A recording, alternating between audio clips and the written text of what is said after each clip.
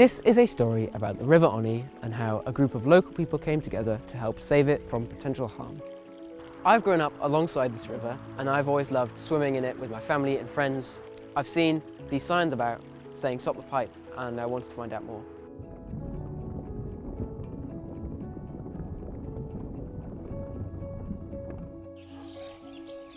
I've known the stream since I was about 5, and before that my father and my uncle fished it, and before then my grandfather fished it.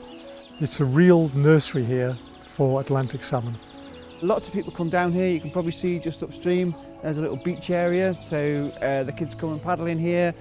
Dogs certainly like to swim in it, but it's a very rich river for wildlife as well. We've got breeding otters here, we've got a native crayfish, we've got a really healthy population of grayling in the river, and we've also got salmon. It's a salmon river, so they spawn further upstream, so we see migrating salmon here in the winter. The Onny is just a good, ordinary, quality stream. The only thing that's special about it is that it's ordinary, if you know what I mean. It's what a stream should be. The river runs for about 25 miles, starting near White Grit on the Welsh border and joining the River Teme in Bromfield.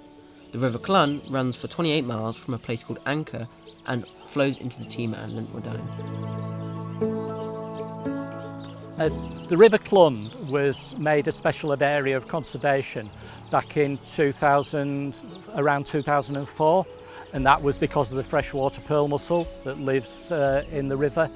In 2014, the Environment Agency, Natural England, produced a nutrient management plan which was looking at ways they could improve the river, one of which included the pipelines from Bishopscastle Sewage Treatment Works and Bucknell Sewage Treatment Works into the Onny and the Teme respectively.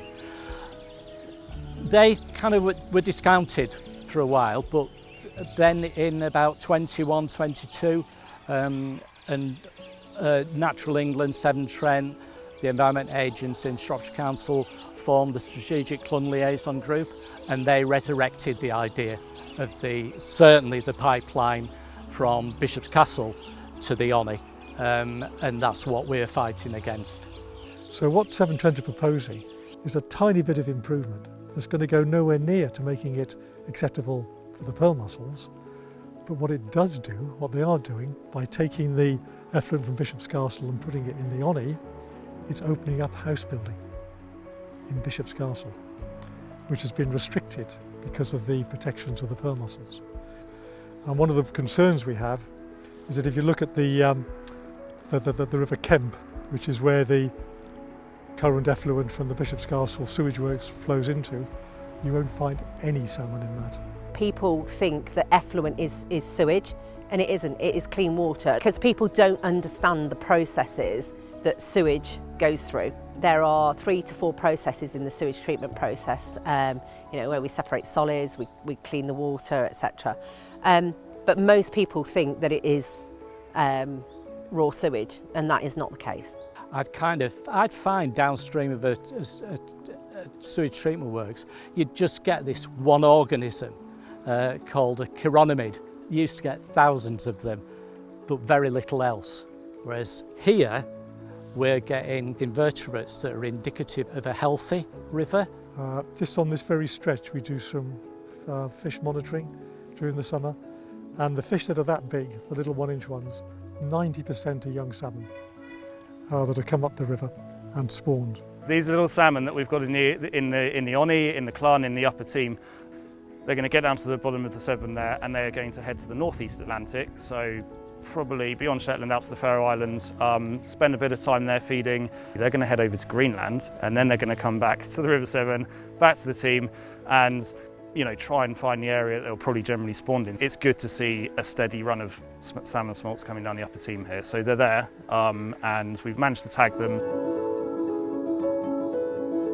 Well, if Bishopscastle needs 40 houses, and that's all, why not build a nice big wetland downstream of the sewage works to improve the condition of the sewage as it goes into the river?